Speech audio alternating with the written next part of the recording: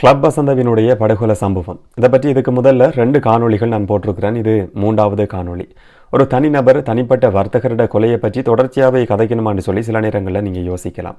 இது தனிநபர் தனிப்பட்ட வர்த்தகருடைய கொலை பற்றின தகவல்கள் மட்டும் கிடையாது. இதுக்கு பின்னால் இலங்கையினுடைய மிகப்பெரிய போதைப்பொருள் வலையமைப்பு இருக்குது. விசாரணைகள் உரிய முறையில் நடத்தப்படுமா இருந்தால் மிகப்பெரிய சக்திகள் மிகப்பெரும் புள்ளிகள் பற்றின தகவல்கள் வெளிவரலாம்.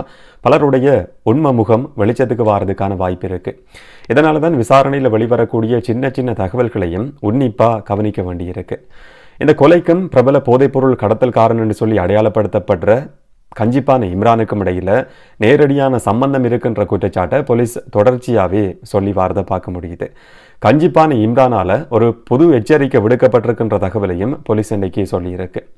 இதே நேரம் இதில் கொலை செய்யப்பட்டிருக்கிற கிளப் வசந்தவுக்கும் முன்னாள் ஜனாதிபதி மஹிந்த ராஜபக்சவுக்கும் இடையில இருந்த நெருக்கமான தொடர்பு பற்றின சில தகவல்களும் இப்போ வெளியாகி இருக்கு. அதெல்லாம் என்னன்றதை பற்றி தான் இந்த காணொலியில் பார்க்க போகிறோம். விளக்கமாக பார்க்கலாம். வணக்கம், நான் கிருஷாந்த் ராஜ். கிளப் வசந்தவினுடைய படுகொலை பற்றின விசாரணைகள் தொடர்ச்சியாகவே நடத்தப்பட்டு வருது. இதில் டட்டு நிறுவனத்தினுடைய உரிமையாளர் துலான் சஞ்சுலிட்ட பதிவு செய்யப்பட்ட வாக்குமூலம் சம்பந்தமாக சோசியல் மீடியாலையும் இல்லாட்டி பாராளுமன்றத்திலையும் கூட கடுமையான அதிருப்தி தெரிவிக்கப்பட்டு வருது. நான் போட்டிருந்த கடைசி காணொலியிலையும் அதை பற்றின சில கருத்துக்களை சொல்லியிருந்தேன். ஒரு ஒப்புதல் வாக்குமூலம் பதிவு செய்யப்படுற விதம் இது கிடையாது. போலீஸால் நடத்தப்பட்டிருக்கிற நாடகம் மாதிரி இது இருக்கு.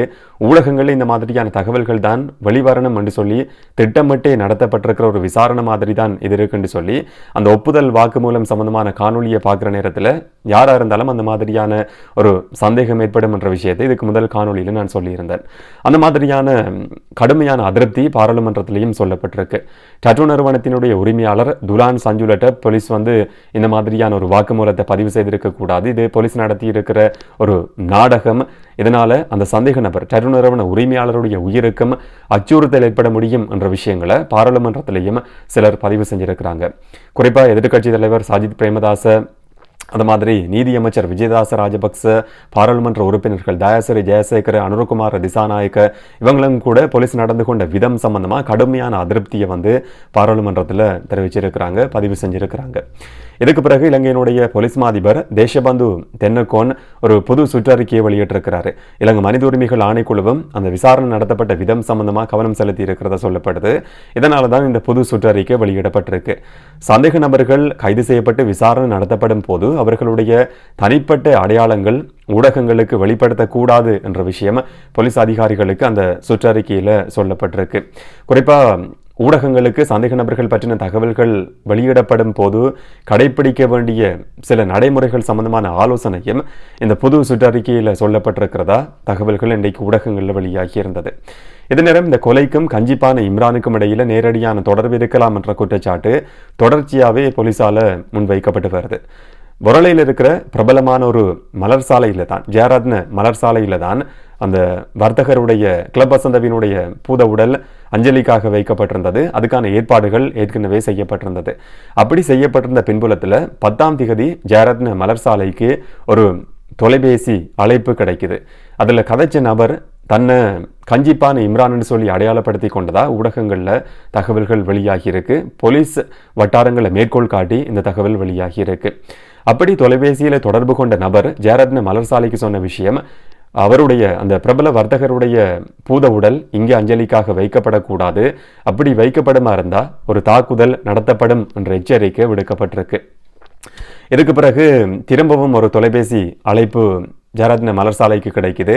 அதில் இன்னும் ஒரு நபர் தொடர்பு கொண்டு கஞ்சிப்பான இம்ரான் சொன்ன தகவல் அந்த வர்த்தகருடைய குடும்பத்துக்கு சொல்லப்பட்டதா என்ற கேள்வி கேட்கப்பட்டிருக்கு.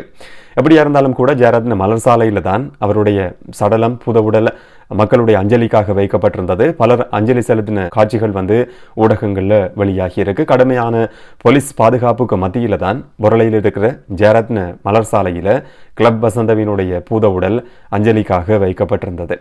இந்த சம்பவத்தை பற்றின விசாரணைகளில் போலீஸ் சொல்லக்கூடிய ஒரு தகவல் என்னென்னு சொன்னால், அந்த கேபிஐ என்று சொல்லி எழுதப்பட்டிருக்கிற விஷயம், அந்த தோட்டாக்களில் கேபிஐ என்று சொல்லி எழுதப்பட்டிருக்கு.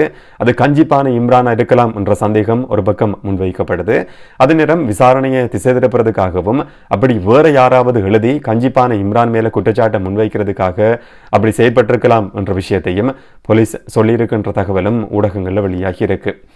எப்படியா இருந்தாலும் அந்த கேபிஐ என்று சொல்லப்படுற 3 எழுத்துக்களும் கஞ்சிப்பானை இம்ரானால நீண்ட காலமாக பயன்படுத்தப்பட்டு வந்தது. அது ஒரு பிராண்ட் மாதிரி போதைப்பொருள் கடத்தலையும் பயன்படுத்தப்பட்டிருக்கு. போதைப்பொருள் பொதிகள் கடத்தப்படுற சந்தர்ப்பத்தில் கேபிஐ என்று சொல்லி எழுதப்பட்டிருக்கும் என்ற விஷயங்களும் இப்போ வெளியாகி இருக்கு.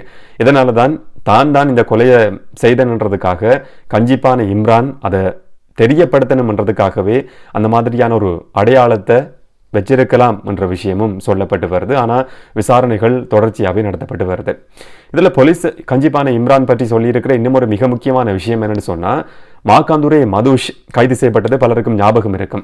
மைத்ரிபால சிறிசேன ஜனாதிபதியாக இருந்த காலகட்டத்தில் அவருடைய கடைசி பதவி காலத்தில் 2019ஆம் ஆண்டில் துபாயில் வச்சு போதைப்பொருள் கடத்தல்காரன் மாக்காந்துரே மதுஷ் கைது செய்யப்பட்டது பதிவாகி இருந்தது.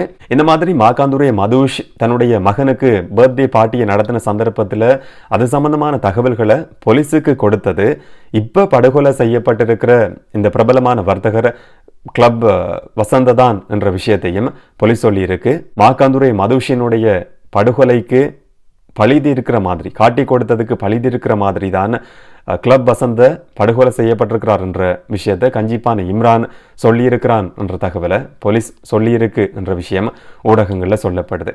அதே மாதிரி மாக்காந்துரே மதுஷ் கைது செய்யப்பட்ட விவகாரத்தோட சம்பந்தப்பட்ட கொழும்பு குற்றத்தடுப்பு பிரிவு, மேல் மாகாண வடக்கு குற்றத்தடுப்பு பிரிவு அதிகாரிகளுக்கும் அச்சுறுத்தல் இருக்கு. அவர்களும் கொலை செய்யப்படலாம் என்ற மிரட்டல் கஞ்சிப்பானை இம்ரானால் விடுக்கப்பட்டிருக்கின்ற தகவலையும் போலீஸ் வெளியிட்டிருக்கிறதா செய்திகள் வெளியாகி இருக்கு. கஞ்சிப்பானை இம்ரான் நேரடியாக போலீஸுக்கு தொடர்பு கொண்டு இந்த தகவலை சொன்னதா, இல்லாட்டி வேற யாருக்கும் சொன்ன தகவல் போலீஸுக்கு கிடைச்சதா என்றதை பற்றின எந்த ஒரு தகவல்களும் தெரியாது.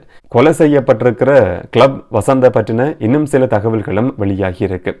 இந்த தகவல்களை வெளிப்படுத்தி இருக்கிற நபர் புலனாய்வு ஊடகவியலாளர் என்று சொல்லி தன்னை அடையாளப்படுத்தி கொள்ற கீர்த்தி ரத்நாயக்க, விமானப்படையினுடைய முன்னாள் அதிகாரி என்று சொல்லியும் தன்னை அடையாளப்படுத்திக் கொள்றாரு. கீர்த்தி ரத்நாயக்க தான் கிளப் வசந்தவுக்கும் மஹிந்த ராஜபக்சவுக்கும் இடையில இருந்த நெருக்கமான தொடர்பு பற்றின சில தகவல்களை இப்போ வெளிப்படுத்தி இருக்கிறாரு.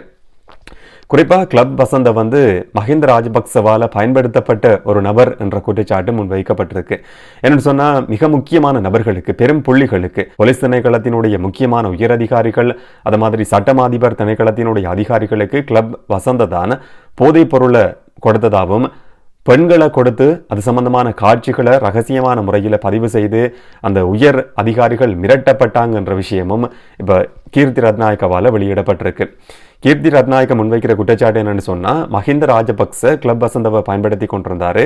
கிளப் வசந்த இந்த மாதிரி முக்கியமான பெரும் புள்ளிகளோட நடத்துகிற அந்த தொடர்பு பற்றின தகவல்கள் மஹிந்த ராஜபக்சவுக்கு அடிக்கடி சொல்லப்படும்.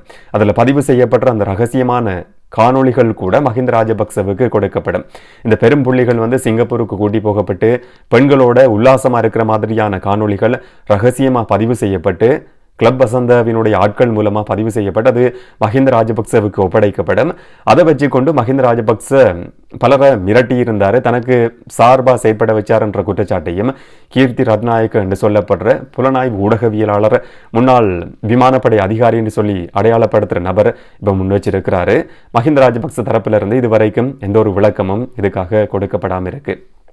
குறிப்பாக மஹிந்த ராஜபக்ச அடிக்கடி பலருடைய ஃபைல் தன்னிட்ட இருக்குன்னு சொல்லி சொல்றதுக்கான காரணம் கூட இதுதானாம். அந்த ஃபைல்னு சொல்லப்படுற விஷயங்கள் எல்லாமே முக்கியமான நபர்கள், பெரும் புள்ளிகள், பெண்களோட உல்லாசமாக இருந்த காணொளிகள் என்ற குற்றச்சாட்டையும் கீர்த்தி ரத்நாயக்க முன் வச்சிருக்கிறாரு. இந்த படுகொலை சம்பவம் நடந்ததுக்கு இப்போ வரைக்கும் முன்வைக்கப்படுற குற்றச்சாட்டு என்னன்னு சொன்னால், கஞ்சிப்பான இம்ரானுக்கும் இதுக்கும் இடையில நேரடியான தொடர்பு இருக்கின்றது.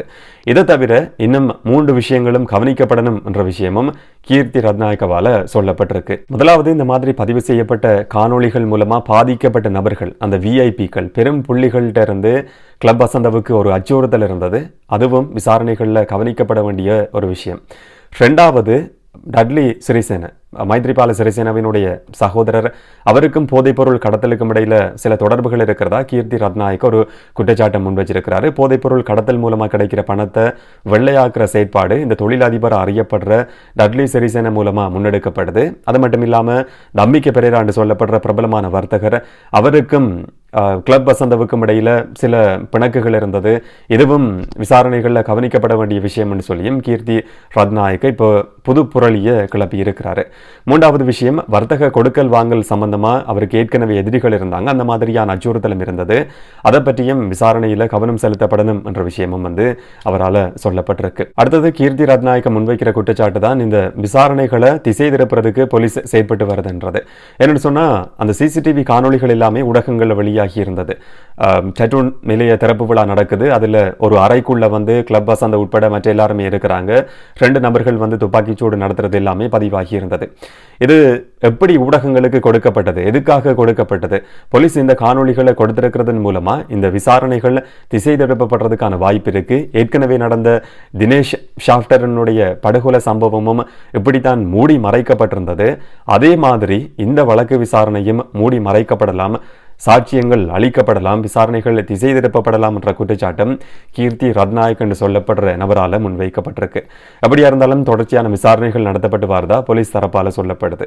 இந்த விசாரணைகள் உரிய முறையில் நடத்தப்படுமா இருந்தா, நான் ஆரம்பத்தில் சொன்ன மாதிரி மிகப்பெரிய சக்திகள் கண்டுபிடிக்கப்படுறதுக்கான வாய்ப்பு இருக்கு. பலருடைய உண்மை முகம் வெளிச்சத்துக்கு வரலாம். பல அரசியல்வாதிகள், அரசு அதிகாரிகள் உட்பட பெரும் புள்ளிகள் பற்றின அதிர்ச்சியான தகவல்களையும் நம்ம எதிர்பார்க்கலாம். ஆனால் விசாரணைகள் உரிய முறையில் நடத்தப்படுற பட்சத்தில் மட்டும்தான் அதை தெரிஞ்சு கொள்ளக்கூடிய மாதிரி இருக்கும். என்ன நடக்கும் என்றதை பொறுத்திருந்து பார்க்கலாம். இதை பற்றி நீங்கள் என்ன நினைக்கிறீங்கன்றதை கமெண்ட்ல பதிவு செய்யுங்க. இன்னும் ஒரு காணொலியில் இன்னும் ஒரு தகவலோடு சந்திக்கலாம். வணக்கம்.